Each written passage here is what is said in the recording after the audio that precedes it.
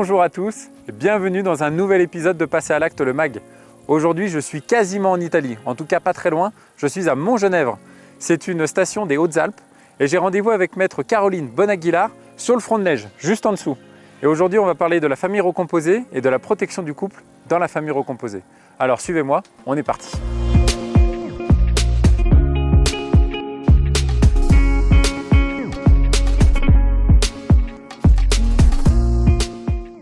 Salut Caroline. Salut Alexandre. Ça va? Ça va et toi? Bon écoute, ça va très bien. Je suis très content de te retrouver dans un décor de montagne. Oui, on est ici à Montgenèvre, aux portes d'Italie. Ok.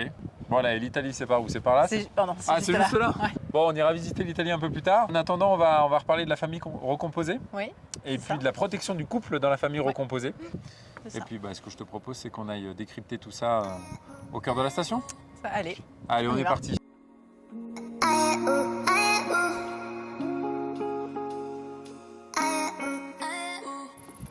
Alors Caroline, une famille recomposée qui passe les portes de ton étude, Oui. avec l'idée de protéger le couple. Oui. C'est quoi toi le premier conseil que tu peux leur donner? Alors le premier conseil, ça peut être le recours à l'assurance vie, qui est D'accord. souvent le plus simple et celui auquel on pense en premier. Ouais.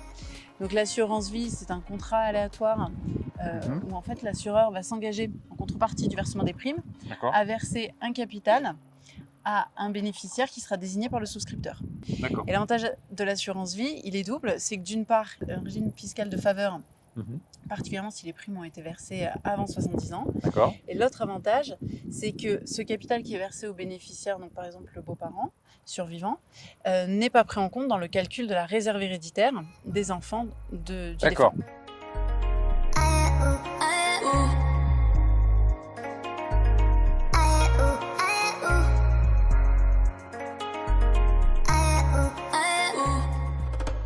Alors Caroline, quand on parle de protection du couple, j'imagine que du coup on en revient au couple initial et qu'on soit en concubinage, en pax ou en mariage, forcément ça a des conséquences. Oui, tout à fait. Donc si un couple a fait le choix du concubinage, à ce moment-là, la protection, elle va être plus faible. Parce qu'en fait, on considère juridiquement que les concubins sont des étrangers entre eux.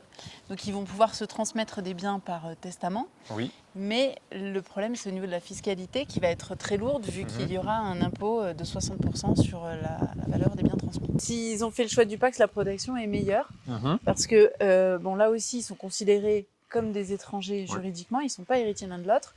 Mais en revanche, s'ils prévoient de se transmettre des biens par testament, là, la loi a prévu qu'ils bénéficient de la même fiscalité que les couples mariés et donc ils n'auront pas d'impôt à payer. Ok. Voilà. Et il y a un deuxième outil qui existe en matière de Pacs, mais également en matière de mariage, qu'on appelle le droit temporaire au logement. Et c'est un droit qui est ouvert aux survivants du couple pendant 1 an à la suite du décès du parent dans les familles recomposées. Quand bien même le beau-parent ne serait pas propriétaire de la résidence principale, il peut rester y vivre pendant 1 an, ce qui lui permet de se reconstruire. Et alors du coup, en cas de mariage, comment ça se passe? Donc le mariage, c'est le régime qui offre la plus grande protection, avec des règles de base, donc, comme le droit temporaire au logement, dont on a parlé pour les pacsés, et également la qualité d'héritier pour le conjoint survivant, qui sera donc héritier du défunt, et qui aura droit, quand il s'agit d'une famille recomposée, au quart du patrimoine du défunt. D'accord. Et fiscalement, c'est aussi intéressant parce qu'il n'y a pas d'impôt de succession entre les époux. Le mariage permet aussi d'accroître davantage la protection du survivant avec soit un testament, comme on l'a vu pour les pacsés et les concubins, soit le recours à un acte notarié qui est la donation au dernier vivant, donc un acte de transmission par décès qui sera signé chez le notaire par le couple et qui va permettre d'ouvrir pour le conjoint survivant un certain nombre d'options, notamment des options qui en régime de base sont réservées aux familles non recomposées et qui là du coup permettent aux couples recomposés. Ok, donc là du coup c'est ouvert aussi aux familles. Voilà, tout à fait. C'est ça.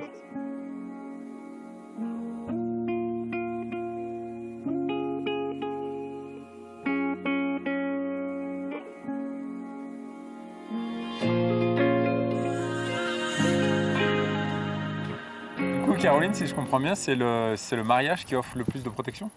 Oui, c'est ça, finalement, c'est le mariage qui offre sans doute la meilleure protection pour le couple. Mais après, ça va dépendre de la volonté de chaque couple, de chaque famille recomposée. Et c'est là où le notaire, avec son devoir de conseil, va permettre à chaque famille de trouver la solution qui lui convient. C'est là qu'il joue tout son rôle. Tout à fait, Bon, c'est ça. eh ben, merci beaucoup. Merci à toi. On a passé un bon moment. Ouais. Et puis on a donné quand même des informations qui sont, Ouais, je pense, intéressantes. J'espère. Bon, super. À bientôt. À bientôt.